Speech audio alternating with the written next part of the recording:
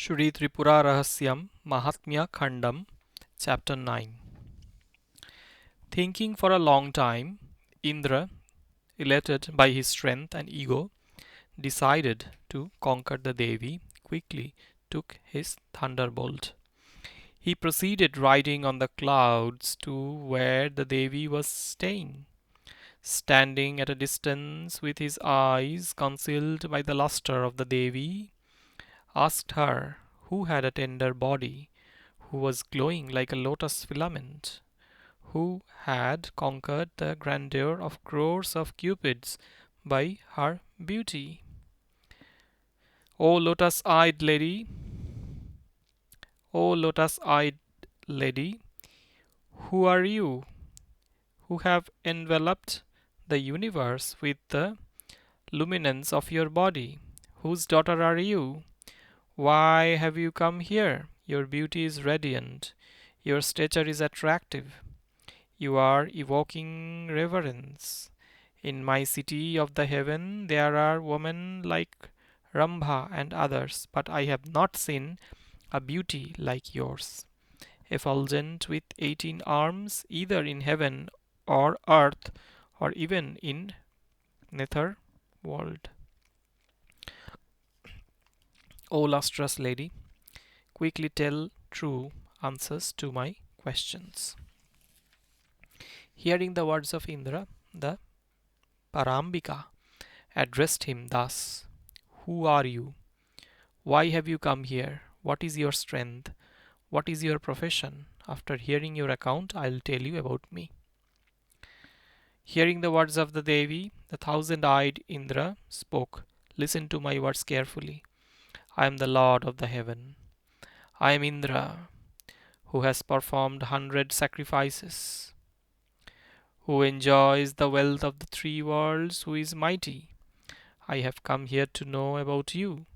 There is no one anywhere in the world who is equal to me, by way of valor, fame, wealth, strength, and prosperity. I am always the ruler of the world. The gods are my subordinates. This unfailing, unbearable thunderbolt is my weapon. Hid by it, no one will be alive. Many powerful demons and rakshasas have died just by the touch of the thunderbolt. Vala, Paka, Namuchi, Vritra, Twashtra, and Taraka, who had conquered the entire world, were defeated by this thunderbolt. There is no point in talking more. There is no one who is equal to me in strength. Know me as the famous Mahendra with immense valor. Hearing the words of Indra, the great Devi spoke, O Indra, I know you well as the son of Kashyapa.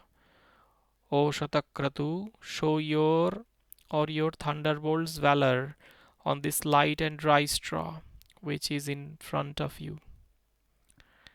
If you cannot, then I would watch you running away with shame, just like Agni and others. Hearing the words of Devi, Indra angrily, biting his teeth, lifted his Vajrayudha, deciding to hit her.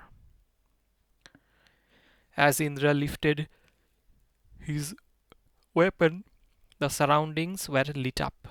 When Indra was thus angrily standing with the lifted thunderbolt in his hand, the Devi gave a little smile which was mocking as the moonlight from crores of moons. Just by that smile, the hand of Indra, which was holding the thunderbolt, was frozen, along with his feet and sensory organs like tongue, eyes, and the like. He was on his own, not able to move his limbs even a little. Thus Indra, the Lord of Heaven, whose body became immobile, looked like a painted picture and was unable to speak, move, and act even a bit. Seeing Indra transformed into a wooden figure, the sad gods trembled with fear. Feeling miserable, having lost their lord, the gods wailed loudly. Then Indra realized that It was due to his own mistake and prayed to Angirasa Brhaspati, his guru, for protection from the danger. Then, just being remembered by Indra, the foremost intelligent sage Brhaspati, who can know the past and future, rushed there, having known the subjugation of Indra's pride by the Devi. Brhaspati reached in a moment to the place where Indra was immobilized. Seeing Brhaspati, who was capable of rescuing Indra, all the gods were consoled even by looking at him, as if persons desiring to cross a river instead get a boat. In the meantime, Brhaspati, who had foresight, saw the universal Devi and swelled with happy horripilation. With his eyes filled with joyous tears, with folded palms on his head, he prostrated and with his voice choked started praising the supremely secretive, transcendental Mother, as if he was worshipping her with blissful words. O Shankari, you assure security to the universe. You are served by Brahma and others. You are praised by the Veda. You are ferocious to the wicked. You protect the pious. You control everything. Victory to you. Protect the gods. Brahma, Vishnu, and Shankara, who are the lords of the gods, carry out their task of creation, protection, and destruction through your bit of mercy secured by serving your lotus feet. Even if a little of your compassion is absent, the Lord of Gods, Indra, becomes highly foolish. This is no wonder. Even Parameshwara cannot really do anything by opposing you. Even Brahma, Vishnu, and others are not capable of describing your deeds. Then, O Mother, tell me, how can I be competent to praise your ocean of greatness? The primordial Vedic words are your breath. Brahma, Vishnu, and others are born out of gunas, temperaments. Everything is an evolution of your play. The ignoble do not realize you as the mother. You are primordial, the embodiment of the entire moving and non moving creation. The manifest and unmanifest take shelter under you. You need no shelter or protection because you are resplendent by your own glory and power.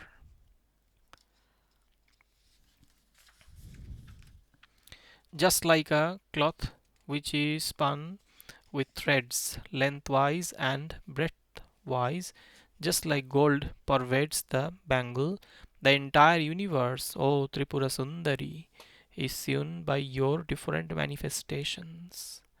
Four castes, six paths of worship, nine groups of time frame, five aspects like formless, and all are really forms of your conscious power and nothing else. Primordially, you shine alone as the spacious embodiment of absolute consciousness.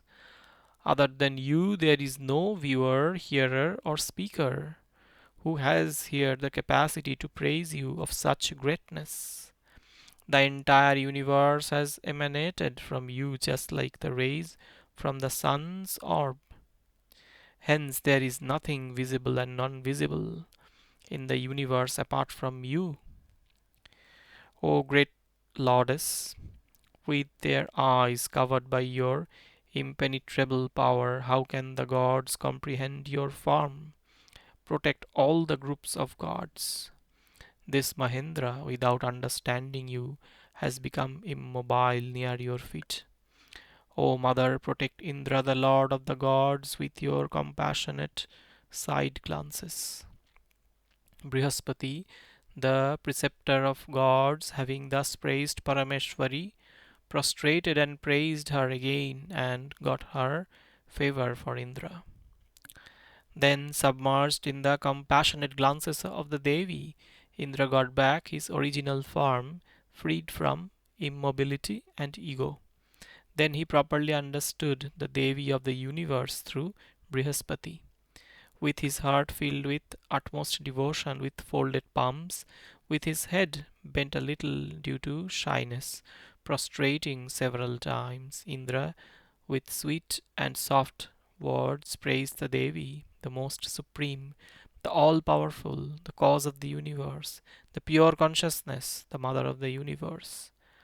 With his elusive bondage cut off by her compassionate glances, the subduer of Vala, that is Indra, praised the Devi when all the gods nearby were listening. O Mother Tripura Sundari, salutations to you. You are one with Parashiva. Salutation to you, the true cause of creation. You are the ambrosia of transcendental bliss. You are the cause for all things that are manifest and unmanifest. Everything is born out of you. Everything stays in you and gets absorbed in you. You are the reality in all things. O Parameshwari, just like earth in pots, gold in ornaments, not even a bit in this universe exists without you. Just like coolness in water, light in fire, strong rays in the sun, everything shines because of you. The essence in Brahma, Vishnu, Shiva, and other gods is a display of your power. O Devi, you are devoid of name, form, and action. You are just consciousness alone. Your name, form, and action are for the benefit of the universe. O auspicious Devi, therefore, those who desire fulfillment of the objects of life like dharma, artha, kama, and moksha should solely serve you, who are the Chintamani, the wish yielding heavenly gem, unto your worshippers. If you are pleased, what is there that cannot be obtained? If you are not pleased, what is there to be obtained? Neglecting service to the universal power, the ignorant are uselessly engaged in other activities, even though people bound to worldly life worship other gods with limited power, they cannot attain liberation without worshipping you. How can people rigidly bound by the illusory power that is Devi of Mahesha attain liberation without its grace? From a long time, bound by the illusion of your eternal power, ignorant people, neglecting you, the transcendental Devi, the power of the self, salute other gods in different forms. You are the only transcendental primordial one. You are the only transcendental primordial one. How can those gods born out of you have a different identity? Just as the host of ornaments are not different from gold, the host of gods like Isha and others are not different from you. Finally, the lordship of Ishvara and others is due to a tiny grace from you, the universal Devi. It is really stupid that the people, scorched by conflagration, go in search of a pond, discarding the Ganga nearby. O Mother, who else other than you, the real, is capable of protecting me, who is ignorantly filled with the vanity of overall lordship in this body, which is subject to repeated sin, bad desires, and death? You are the great Devi, the mother of the universe. You shall excuse all my sins. I do not have to request you, because kindness of the mother towards her child is well known and natural. The fact that I became immobile before you due to your anger is nothing other than your grace. All sins get burnt up due to your anger. A mother's anger is such on a bad child. Thus praising the great Devi through many nectar dripping words, Mahendra, filled with devotion, made Devi to pardon him. Seeing Indra submitting to the Devi, Agni and other gods understood her as the mother of the universe, and realizing their mistake, prostrated at her feet with fear and her forgiveness secured her forgiveness by praying to her through many hymns. Then the pleased, auspicious Supreme Devi addressed Brahma and other gods with extremely sacred words. O Brahma and other gods, listen to my words. You shall engage yourself in your duties carefully according to my instructions. O Indra, you shall always obey Brahma, Vishnu, and Rudra. Agni and other gods will come under your control. Develop pious qualities by constantly submitting to me. Brahma and others will carry on with the work of creation and so on by constantly meditating on me, who am their self and the embodiment of pure consciousness, absolute knowledge. Listening to her instructions, Brahma and other gods with folded palms and supplication prayed to the Mother. O Maheshwari, let us always have the vision of your lotus feet. Let us have absolute devotion towards you. If we are granted this much, we have obtained everything. After getting the Kalpataru, nothing else remains to be gained. What is the use of petty thoughts for people flourishing with the wealth of devotion? And for those without devotion, what is the use from crores of Chintamani gems? O Devi, the benefit from a heap of Chintamani gems will involve fear, whereas a little devotion to your lotus feet will grant fearless benefits. Therefore, persons desiring fearless protection should take shelter at your lotus feet. Hence, confer on us good devotion. What is there to be gained by requesting for any other thing? Hearing the request from Brahma and others, the Devi, who had assumed a form for play, said, "Let it be so," and then disappeared from there. After the disappearance of the Devi, Indra and other gods saluted Brahma, Vishnu, and Shiva and spoke with folded palms and bent body, depicting humble submission. O Brahma, Vishnu, and Shambhu, you should protect us. We have been somehow saved by Brhaspati from our great mistake. Now we desire to know the real form of the Devi. Be kind and tell us who are dependent on you. If we deserve to hear, also instruct us regarding our further duties. Hearing the words of Indra and others, Vishnu spoke with a smile. O Indra, listen to me patiently. She is the supreme power to be contemplated upon. She is the great power of Parameshwara. She is termed as Vimarsha, the analytical consciousness of Shiva. Reference Lalita Sahasranama, name 548, Vimarsha Rupini. She is the great space wherein shines the universe. She has pervaded the universe in the form of a witness. The world which is seen is her form. Whatever is seen has two aspects because of time and space. Kala, time, is of the form of action and sound. Space, desha, has form. Kala has three components called Varna, Pada, and Mantra. Even space has three components called Kala, Tattva, and Bhuvana.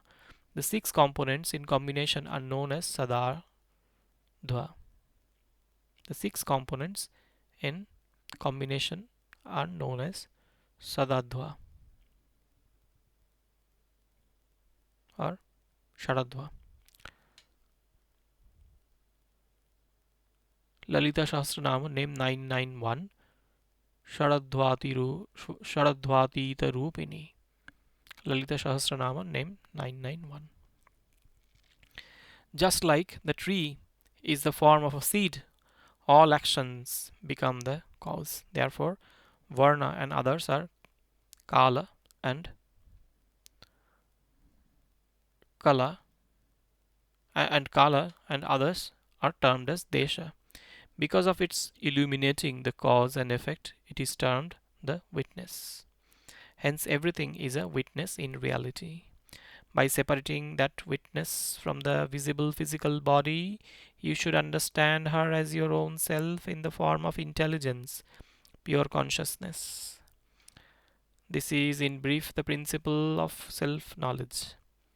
Treading the path of ignorance during several births, the knowledge concerning the power of Parameshwara cannot be acquired by a single hearing. Therefore, by constantly bearing my words with faith within your being and practicing devotion to her feet, you will soon attain her.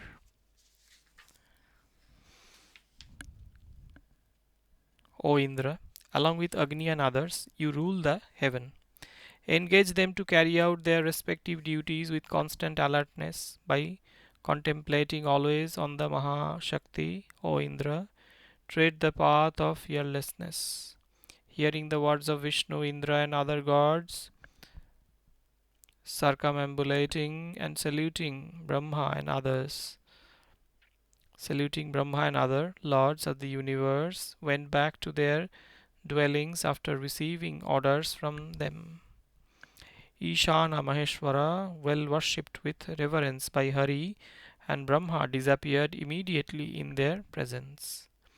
O Parashurama, then, duly praising and saluting Vishnu, the creator, Brahma went back to his residence. The supreme power, the greatest among gods, the universal witness, the enchantress of the universe, has shown such wonderful deed. O Parashurama, you have indeed heard the marvelous narration about the transcendental Virgin Devi, wherein she dispelled the ignorance of Indra and other gods. This legend destroys the inauspiciousness of those who hear it regularly. It is lofty, it is purifying, it promotes sincere devotion to the feet of the Transcendental Supreme. One who wishes the love and grace of Sri Tripura Sundari should incessantly listen to this. End of the 9th chapter of the MahatmyaKhandam of Sri Tripura Rahasyam.